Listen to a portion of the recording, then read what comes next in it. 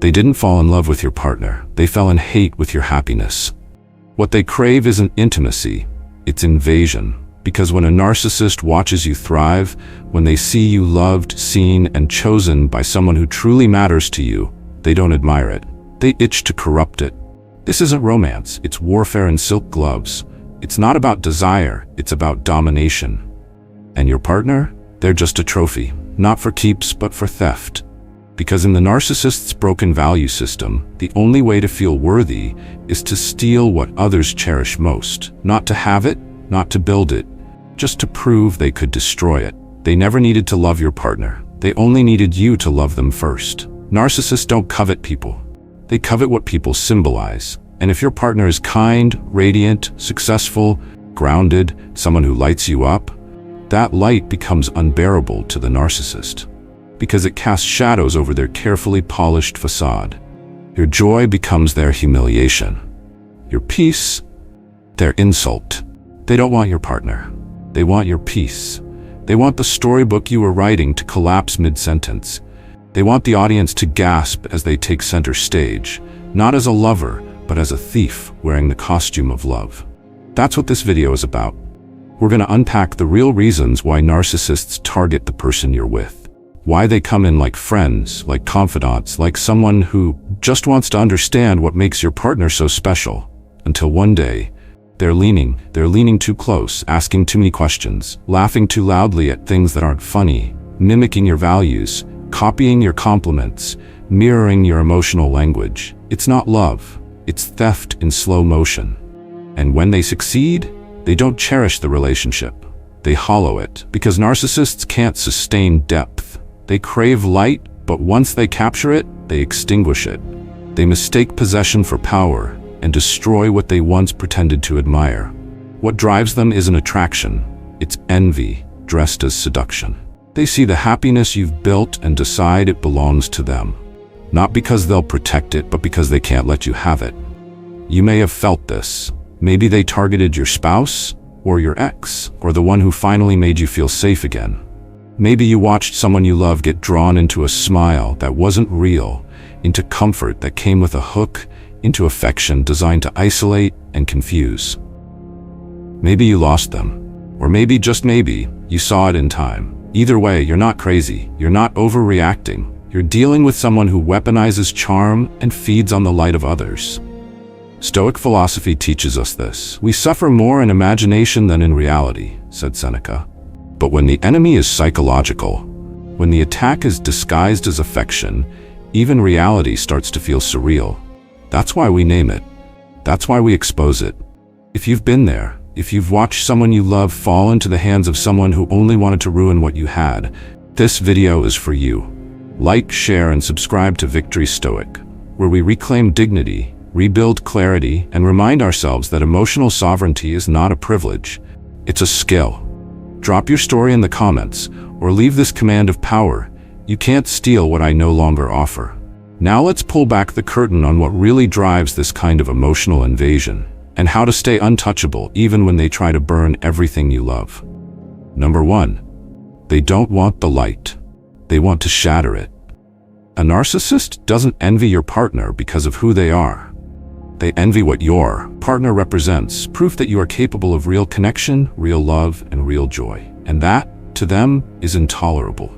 Your relationship becomes a mirror they cannot bear to look into, because it reflects back everything they lack: stability, intimacy, depth, and emotional substance. So what do? They break the mirror, not to see better, but so no one else can see what they never had. This isn't about love. It never was. It's about the unbearable envy of seeing someone else shine when all they can do is pretend to glow. When a narcissist targets your partner, the attack is not about desire. It's about destruction. They don't look at your relationship and think, I want that kind of connection. They think, how dare they have what I can't even fake for long? Your happiness becomes a kind of insult. Your peace becomes a silent challenge. Your bond becomes a target. Because in the narcissist's mind, every source of light not under their control is a threat to their illusion of dominance. Take Matt, 38, a fitness coach from San Diego. After years of emotional chaos with his ex, he finally found peace with someone new. Emma, a calm, thoughtful, emotionally grounded woman. She made Matt better, steadier, focused. His friends noticed. His business improved. And his ex, she noticed too. Not the growth, not the healing.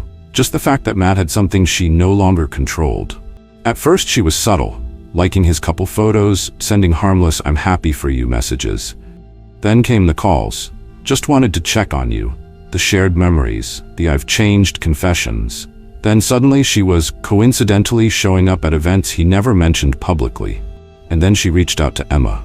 Within weeks, Emma, previously secure, started to doubt, to question, to pull back. The ex wasn't trying to love Matt.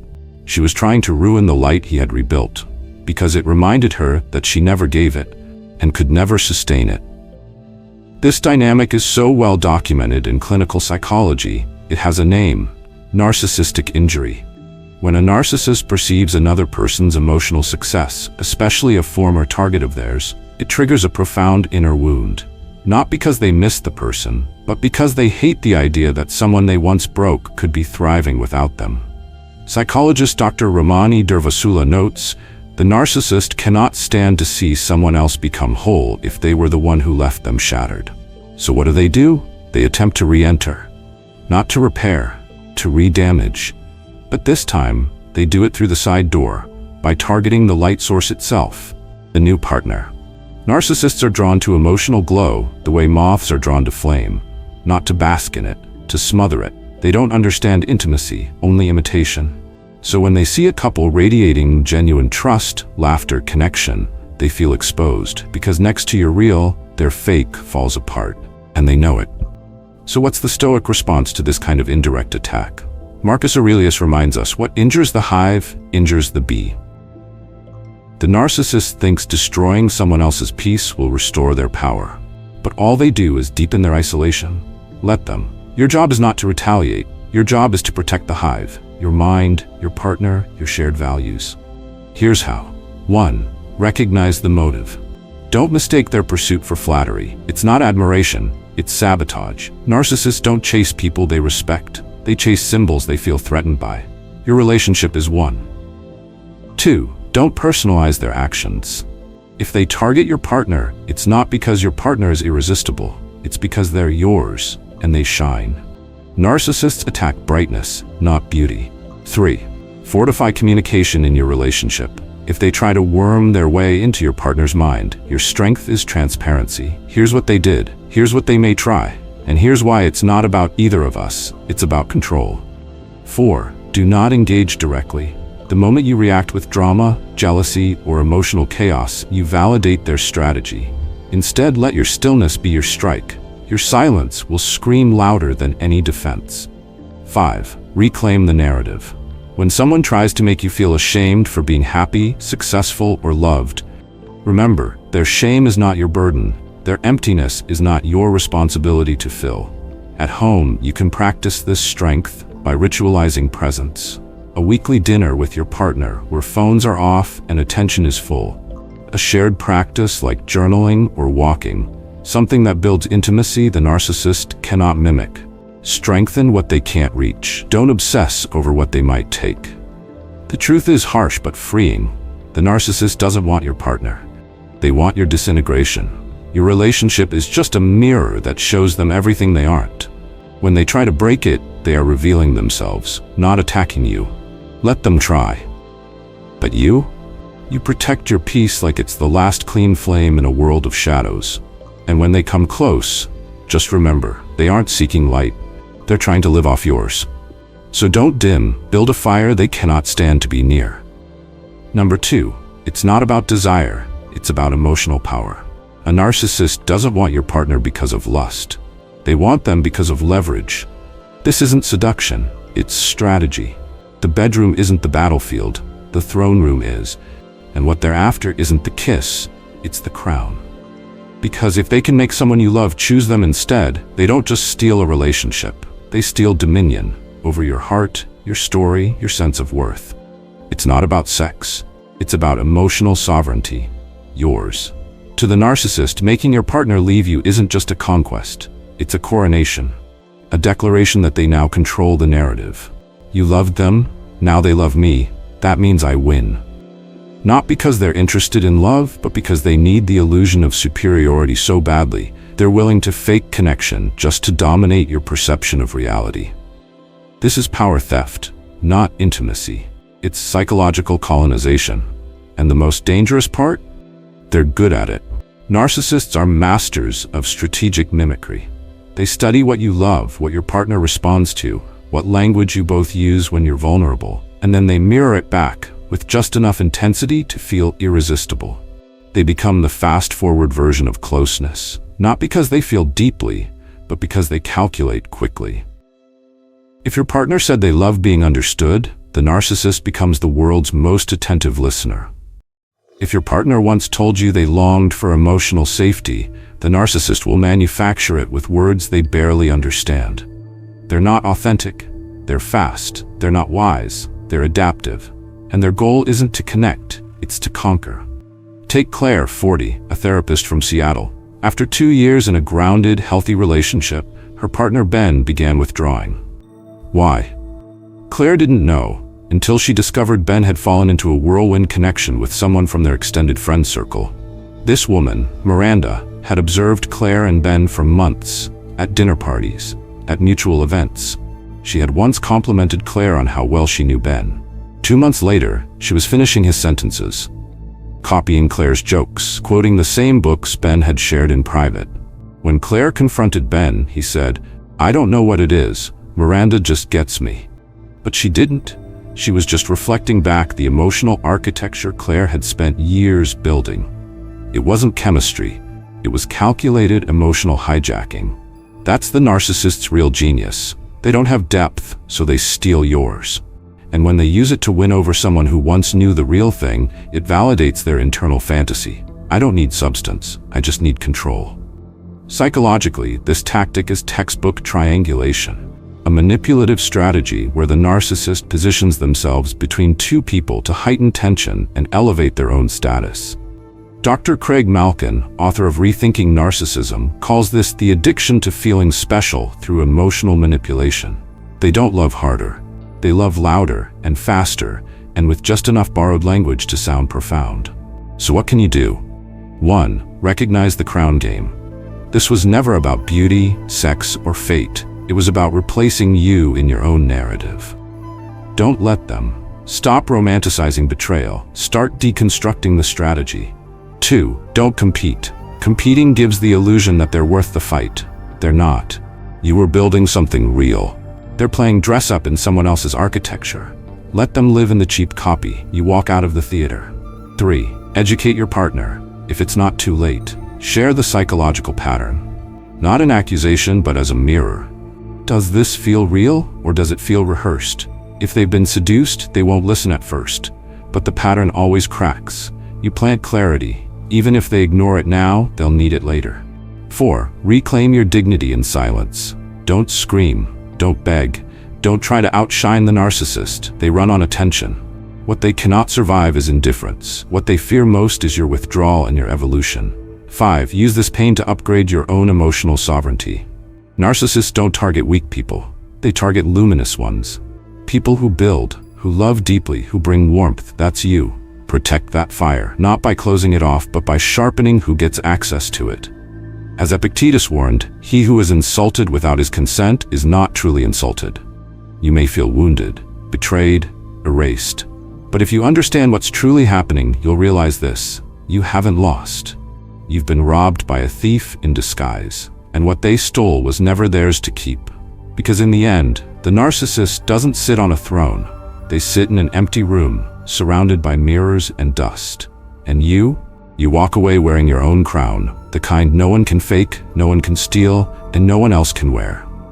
Number 3, they don't become themselves, they become you. A narcissist doesn't seduce through authenticity. They seduce through imitation. They don't bring depth to a relationship, they borrow yours. When they want your partner, they don't compete with you. They copy you, quietly, precisely, and fast. They don't just watch how you speak, they echo it. They study what makes your partner light up when you talk, and then they say the same things, just softer, more often, with perfectly timed eye contact. They mimic your patience, your humor, your subtlety. They take your essence and wear it like a tailored suit. But here's the twist. They do it without ever losing their mask. While they're shape-shifting into a version of you, they still keep the outer shell of self-respect, confidence, grace. To outsiders, they look better than you. More composed, more giving, more aligned with your partner. Because they've removed your flaws and kept your charm. You're real. They're optimized. It's not just manipulation, it's emotional identity theft. And the most dangerous part is they're not embarrassed to play the understudy. In fact, they enjoy it. Because to them, the performance isn't humiliating, it's heroic. They believe they deserve to take your place. And if that means playing you to get there, so be it. Let's look at Jake, 35, a photographer from Chicago. Jake had built a long, thoughtful relationship with his partner, Andrea. One rooted in emotional depth, shared creativity, quiet rituals. Then came Sarah, a mutual friend, sweet, harmless, supportive. Until she started asking about Jake and Andrea's connection. Until she started posting moody black and white photos, quoting the same authors Andrea loved. Until she bought the same camera Jake used and asked for mentorship. Soon, she was sending Andrea playlists, remembering Jake's exact phrasing. "It's funny," Andrea told a friend. "Sarah just gets Jake in this strange, intuitive way." But it wasn't intuitive. It was copied, word for word, moment for moment. Narcissists are empathy impersonators. They can't truly feel what you feel, but they can simulate it almost flawlessly. According to Dr. Joseph Burgo, expert in narcissistic defenses, this kind of mimicry is called adaptive mirroring, and it serves one goal: emotional infiltration. They don't need to be unique. They just need to be more palatable than you. And once they've absorbed just enough of your identity to fit, they present it as original, wrapped in elegance, humility, and just enough wounded vulnerability to look realer than real. Your partner may not notice it at first. Why would they? They're seeing the best parts of you, just shinier, more effortless, less complicated. You were forged in reality. The narcissist is streamlined fantasy until the cracks appear. Because here's the truth, they can only copy behavior, not values. They can rehearse your voice, but they can't hold your silence. They can repeat your lines, but they don't live your truth. And eventually, when real stress hits, when life requires depth, patience, integrity, they glitch. What can you do? 1. Don't try to prove they're a copy. It will sound jealous, and worse, it gives them validation. They now have your full attention. Instead, document patterns for yourself. In time, people notice. 2. Reinforce your own identity, privately. Your value isn't in being irreplaceable. It's in being inimitable over time. The narcissist plays the short game. You play the long arc of consistency. They perform, you endure. 3. Protect your partner with questions, not accusations. Have you noticed how fast they've picked up on our habits? Or isn't it interesting how they suddenly love all the things you do? Make your partner curious. Curiosity turns off the trance. 4. Practice radical stillness. Narcissists thrive on emotional flinching. They need you to respond, to fight, to validate their existence. When you stay still, composed, even kind, they're forced to perform alone. And without an audience, even the most convincing mask eventually slips.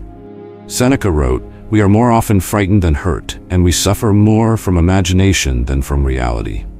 But when someone has turned your identity into their costume, the fear is real. Still, you do not chase, you remain. Because when the show ends and the lights come on, only one of you will still be standing as yourself. The narcissist doesn't become the better version of you. They become the cheaper, hollow one. Let them. You build a life so rooted in truth, no mimicry can survive it. Number 4. Real love terrifies them because they can't control it. A narcissist doesn't fall in love. They use love, not because they're incapable of emotion, but because emotion, to them, is dangerous. It's chaotic, unpredictable. Worse, it levels the playing field. And nothing threatens a narcissist more than equality in intimacy. Because real love is a place where masks drop, where control is shared, where vulnerability is power, not weakness. And to someone addicted to domination, that kind of love feels like death. They may talk about love. They may perform it. They may say the right things at the right time, look you in the eye, and call you their soulmate. But underneath the poetry is a contract you never signed. I'll give you what you want, as long as I stay in charge of what we mean to each other. They don't want to feel love. They want to leverage it. Because real love invites surrender, of ego, of performance, of manipulation. But surrender, to a narcissist, feels like being stripped of armor. And that's intolerable. So what do? They reshape love into something else, something they can control. Affection becomes a transaction, vulnerability becomes a trap, intimacy becomes a test. This is why narcissists can't maintain long-term relationships that are rooted in truth. They start fast, burn bright, flood you with attention, promises, mimicry. But as soon as real love starts to require depth, patience, accountability, they short-circuit. Why? Because love begins to ask for what they cannot give, genuine emotional reciprocity. Take Bryce, 42, a charismatic creative director in Austin. He was magnetic, always the center of the room, known for sweeping women off their feet with grand gestures and perfect timing. He dated Amelia, a grounded, empathic lawyer, for 6 intense months. The kind of relationship that seemed too good to be true, and was. The moment Amelia asked for consistency, simple things like showing up on time, following through on plans, or discussing emotions, Bryce began to pull away. He said she was too intense, that she was pressuring the vibe. In reality, she was just asking for substance. And that's where it ended. Not with a blowout fight, but with Bryce retreating back into his curated world where no one asked for anything real. What terrified Bryce wasn't Amelia's expectations, it was her clarity. Clarity removes the fog narcissists thrive in. It narrows the room for performance and forces emotional structure. And structure is something they don't build, they avoid. According to Dr. Les Carter, a psychologist specializing in narcissistic patterns, narcissists see love as a threat to autonomy. Not because it limits them, but because it reveals them. To love someone truly is to be seen, flaws, wounds, fears, but narcissists don't seek to be seen, they seek to be admired. Those are two very different roads. One leads to growth, the other loops endlessly through illusion. So what happens when they do enter a long-term relationship? One of 3 things. 1, they control it through emotional manipulation, ensuring the other person never gets close enough to challenge their power. 2, they abandon it the moment they sense emotional accountability, often blaming the partner for changing the vibe. 3, they cheat, sabotage, or create chaos to avoid ever facing their emotional limitations. Because the deeper the relationship goes, the more they're asked to feel without controlling, and they can't. Or rather, they won't. So what's the Stoic response to this kind of love imitation? As Epictetus taught, freedom is the only worthy goal in life. It is won by disregarding things that lie beyond our control. You cannot control whether a narcissist learns to love, but you can control whether you stay in the theater watching them pretend. Here's how to protect yourself. Stop confusing intensity with intimacy. Just because someone comes on strong, fast, and flattering doesn't mean it's real. Real love is steady. It grows like a tree, not a firework. Watch how they handle boundaries. If your limits trigger anger, guilt-tripping, or ghosting, they're not loving. You're being managed. Ask uncomfortable questions early. What does love mean to them? What do they do when people disappoint them? If the answers are vague, evasive, or grandiose, run. Look for what they do after affection. Do they retreat, turn cold, sabotage intimacy? That's a nervous system rejecting depth, not a person overwhelmed by love. The tragedy of the narcissist isn't that they can't feel, it's that they won't stay when feeling becomes a shared experience. They fear drowning in emotional connection, not because love is too deep, but because their mask won't float. You deserve more than performance. You deserve someone who can sit in the quiet parts of love and not vanish. Someone who doesn't use connection as a tool, but as a home. The narcissist builds castles in the air. You build the foundation. Let them float away. Real love is terrifying, but only to those too hollow to hold it. Number 5. They don't nurture. They raid and abandon. Narcissists don't fall in love. They invade. They don't plant seeds. They pick fruit from a tree they didn't grow and then burn the orchard on their way out. Because what they want isn't a relationship. It's a hit, a win, a proof of conquest. And once that high fades, so do they. It's not that they lose interest slowly. They detach instantly, often without warning. One day they're obsessed, the next they're hollow, and you're left standing in the ruins of a story they never intended to finish. That's the signature. Narcissists don't know how to maintain love because maintenance requires patience, repair, humility, all things that demand vulnerability. But they don't bond, they bind. They hook you with intensity, future faking, and flattery. And once they've consumed the validation they needed, they're gone. Because to them, emotional connection isn't a garden, it's a hunting ground. And once the prey stops running, the thrill is over. Take Devin, 37, a trauma nurse in Colorado. He met someone who seemed like the perfect counterbalance to his high-pressure world. Chloe, a woman who swept into his life with charm, presence, and unshakable attention. In the first month, she met his friends, cooked for him, talked about how rare their connection was. By month 3, she was planning holidays, dropping phrases like, "our future." Devin felt like he had finally found someone who could see him. Then, without warning, Chloe disappeared. No fight, no explanation. Just a text, "I think I need space, I feel overwhelmed." Devin tried to call, silence. 2 weeks later, Chloe was posting photos with someone new. Same phrases, same poses, same flattery.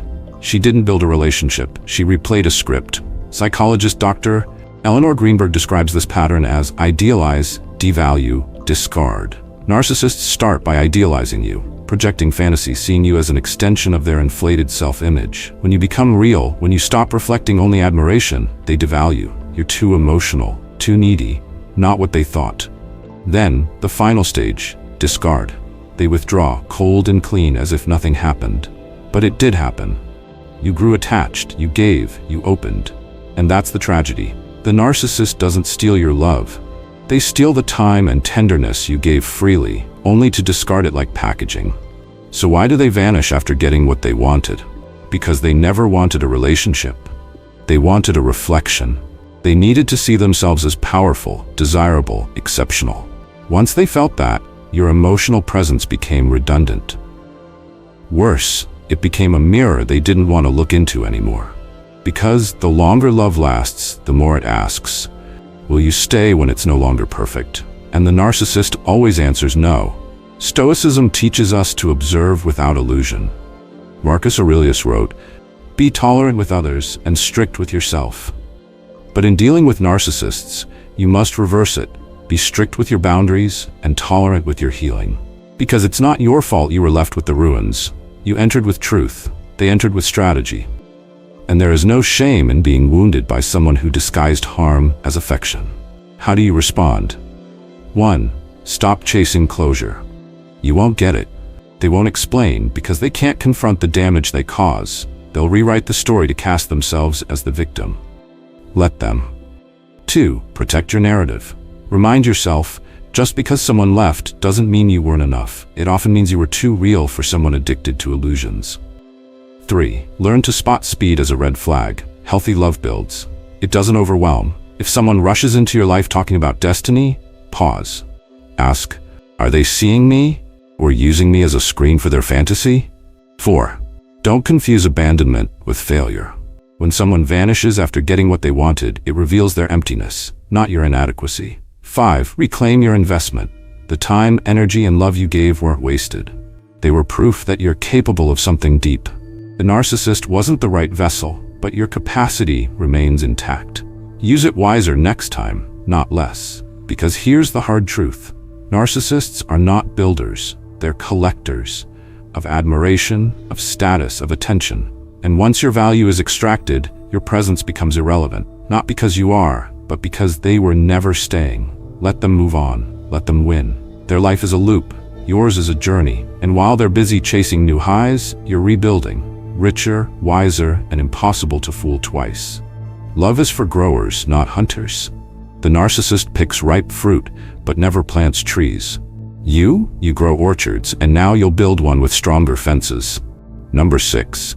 You'll be painted as the jealous one, until the collapse. It's one of the cruelest twists in the narcissist's game. Not only do they come for the person you love, they also make you look like the problem. You express concern. They call it paranoia. You notice patterns. They say you're projecting. You draw boundaries. Suddenly, you're possessive, insecure, controlling. And the worst part? Your partner, the very person you're trying to protect, starts believing it. Because the narcissist doesn't just manipulate individuals, they manipulate perspective. They don't attack you head on. They shift the entire narrative until your truth becomes suspect and their performance becomes the story everyone prefers. You become the shadow. They become the light. This tactic is brutally effective because it preys on something deep: your partner's desire to believe in the good. Most people aren't trained to spot narcissism. It doesn't show up with horns. It shows up with empathy, charm, curiosity. And unless someone's lived it, studied it, or survived it, it's nearly impossible to recognize in real time. So when you raise the alarm, you sound emotional. When you draw the line, you seem unstable. And the narcissist, they stay calm, composed, respectful. They might even praise you to your partner in subtle, backhanded ways. I know they mean well. They just seem a little overwhelmed lately. Let me know if I can support you. It's surgical, it's sweet, and it's sabotage. This is how they win before the real damage begins, by cutting off your credibility first. Take Noah, 33, from Minneapolis. He noticed his girlfriend's coworker becoming unusually involved. Daily check-ins, lingering messages, a growing emotional intimacy that looked too tailored to be coincidence. When Noah brought it up, gently at first, she dismissed it. "You're reading too much into it. He's just thoughtful. He's been through a lot." The coworker even reached out to Noah once, saying, "I hope I haven't done anything to upset you. I respect your relationship." Weeks later, she started hiding her phone, avoiding certain topics, shifting energy. By the time she admitted she had feelings for the coworker, Noah wasn't even angry. He was hollow, not because he lost her, but because he'd been erased from the story long before she left. That's the devastation of this tactic. Not the betrayal itself, but how your warnings become the proof that you were unstable all along. Your reality gets rewritten in front of you, and no one believes it until it's too late. This is known in psychology as gaslighting by proxy. The narcissist doesn't just gaslight you directly, they condition others to see you through their lens. And when enough people adopt that frame, your actual experience becomes isolated, even to those closest to you. But this isn't about your partner being stupid or disloyal. It's about vulnerability. Most people are never taught how to identify emotional manipulation, especially when it's wrapped in kindness and empathy. They don't see the power play because the narcissist doesn't act like a villain. They act like a victim. Or worse, like the better version of you. So what do you do when you see the wave coming, but no one believes you? You don't scream. You don't beg. You observe. You document, mentally or quietly. You stay rooted in your own sanity. Because the truth is, if the narcissist's influence continues, they will collapse. Not because you expose them, but because they cannot sustain what they pretend to be. Eventually, cracks appear. The partner who doubted you will see, maybe not in time to save the relationship, but in time to understand the cost of ignoring your clarity. Marcus Aurelius wrote, "The object of life is not to be on the side of the majority, but to escape finding oneself in the ranks of the insane." You don't need to convince the crowd. You need to stay clear, even when you're alone. Because being right isn't about winning arguments. It's about not losing yourself in someone else's distortion field. And when your partner finally sees what you saw months ago, when they feel the silence, the emptiness, the subtle control, they'll remember the one person who spoke up without venom. The one who saw through the act before the lights went out. And that will matter. Let them call you jealous. Let them call you too much. Let them leave if they must. But don't leave yourself. Because in the end, the one who held their ground while everything else was spinning, that's the one who was never crazy. Just clear.